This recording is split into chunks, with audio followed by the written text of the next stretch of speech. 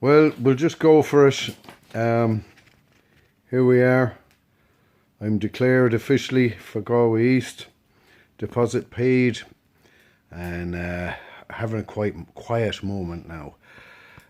In fact, it feels very quiet now from all the rushing and the just the pressure at times and the urgency to get things done. And but you know what?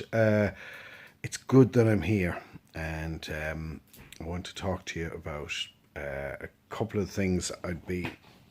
The first few things I'd say to people when I'd be at the door. So here I am, I knock on the door. Hello, David O'Reilly, Patriot Independent. Lovely picture there. Thanks to my daughter Elise, who kind of tarted me up for a nice picture and told me, Dad, this is how you have to look. So it's good that I've people like that who'll help me, be presentable, and Valerie, my wife, to, get the nice jumper or whatever, and make sure I'm not disgracing myself. But no, it's an honour to go around and talk to people, to knock on the door, somebody answers, and very often you have an insight into people's lives, and they're sharing their sense of where their journey is now, and it's lovely to get a sense of where people are at. And I have to say, it's great to be able to offer an alternative. I wouldn't like to be a mainstream canvasser, and I haven't seen many of them out there. And I'm not surprised, because it's a hard sell what they have to offer. So what's the first few things I'd say? I will say to you this, you get these little boosts along the way, and that's what encourages you. And yesterday we had a little boost, and Paddy Power has me at 40-1 to get elected. So that doesn't sound great, but it is, because I'm beating a couple of parties from the word go. And hey ref, I'm doing a live stream here, do you mind? Take the dogs out there. And so being ahead of a couple of parties, and not just a complete outsider, is encouraging. And they must have done a bit of research into this, or else they wouldn't have put Dara a little bit ahead of me in Galway West. He's on 25-1. What's that about? Well, he has run before, and so it's encouraging. I mean, he's in there in the middle. He's beaten a couple of parties, in fact, more parties than I am at this stage. But it shows that the Patriot movement is being taken seriously, and that we represent a threat to the established order. So let's see here. David O'Reilly, Patriot Independent. If you want change, do it differently. Support the Patriot movement. So trying to brand this Patriot movement so that people understand that this is a countrywide thing, that there is a Patriot candidate in every single constituency in the whole country, and that's great. There's a lovely video came out today with going around the country of the counties of Ireland, and a little graphic showing who is the local Patriot. Galway East, it's Misha Hain. So Shingamai, I guess, let me think. So just a little bit of an outline of who I am.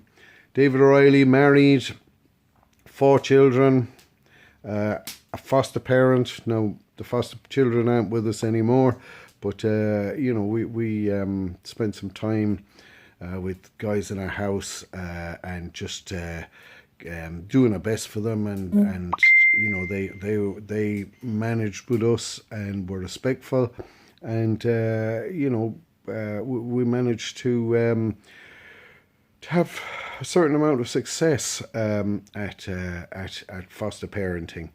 So and it gives you a great insight to the kind of pressures and the kind of demands that are on people. And our landscaping business in the west of the constituency. And here we go, right to this is the main point of everything. We will challenge, and that's the whole thing. We will challenge things, and even the guys who are in power are not challenging the things they need to challenge. So that's something we're going to do. We'll challenge. And so what will we challenge? Loss of national sovereignty and the crippling national debt. I do say it better at the doors, But national sovereignty and the debt. The debt is everything. And everything goes back to the debt, So that EU banking debt has been used to keep us on the hook.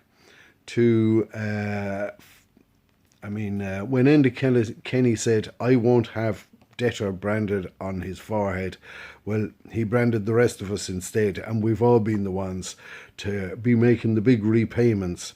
And that's this whole country has turned into a debt servicing operation. And this was something which we were supposed to be challenging. The banking debt, there was supposed to be write-offs, there was supposed to be all these things, but that debt has been used as an impossible journey for us as in Ireland to recover from. The debt is not being paid, and it's been used to dictate policy to us.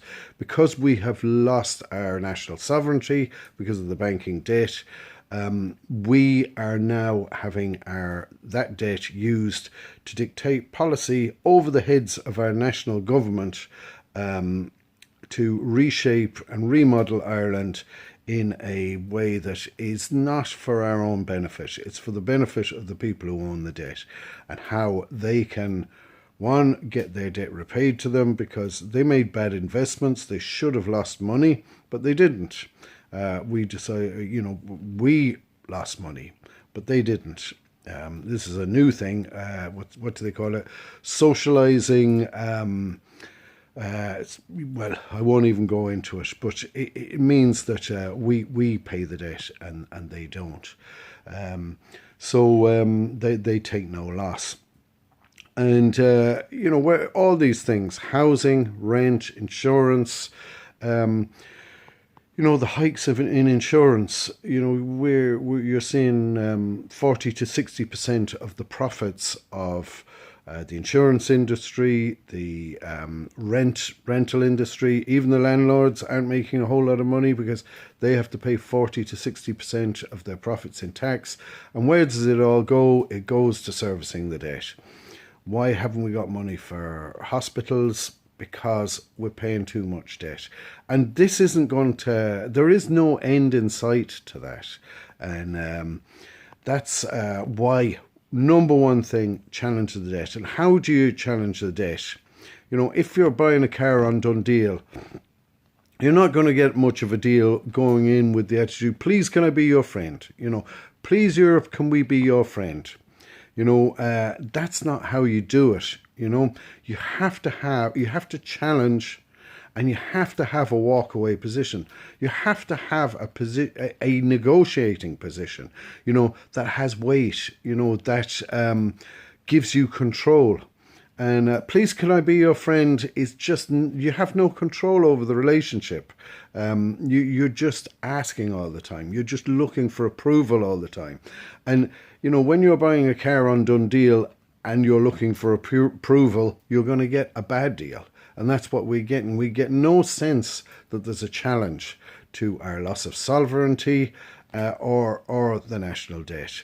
And we were a nation who found our national sovereignty by challenge. We were willing to challenge, to take control over the destiny of our nation. That's 1916. That's what it was all about, our independence. And we have to be prepared to do that again. And we haven't got half as much as they had to face. All we have to do is take a negotiating stance. see what happens. At the moment, Italy is on the verge of taking an Italian exit position, with Salvini most likely coming into power next. In France, looks like Le Pen's going to get in the next time round, and she's also taking a walkaway position. The UK is in the middle of a walkaway position. It's not hard. We just use the pressure that other people are putting on the Central European financiers and the rest of it to get a better deal. And we deserve it. Did Ireland pay 40-something% of the entire banking crisis? So, we need that, and we should be getting it. So that's what it's all about. Take a position, unless we get treated better, so that we have an opportunity to have some of the benefit of the labour of our own hands, that we're not constantly creaming off everything, from the profits of the industries to these charges that were coming in, the water charges, all the rest of them. Money making schemes all the time, scams all the time.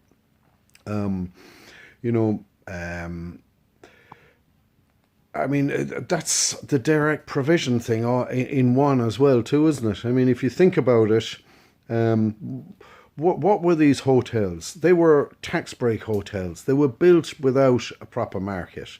So they were built, of course, because there was tax breaks available for them. So up they went, but there wasn't enough of a demand for them to sustain them.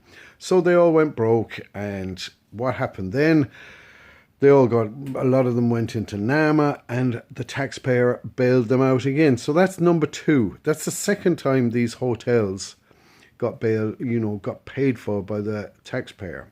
The first time, we lost our financial security. The second time, with NAMA and all of that, we lost our national sovereignty. But what's happening now? We're rolling the dice again. The Gumbeans are rolling the dice again. They're going to win the next time with direct provision. So this is the thing. Get guys in there, make the taxpayer pay for their stay there, and these hotels will suddenly become a profitable, all will be forgiven for these hotels. But the truth is, now, having wrecked our financial security, losing us our sovereignty, now they're trading on the value of our communities. They're trading on the social, on a social cost to the very communities.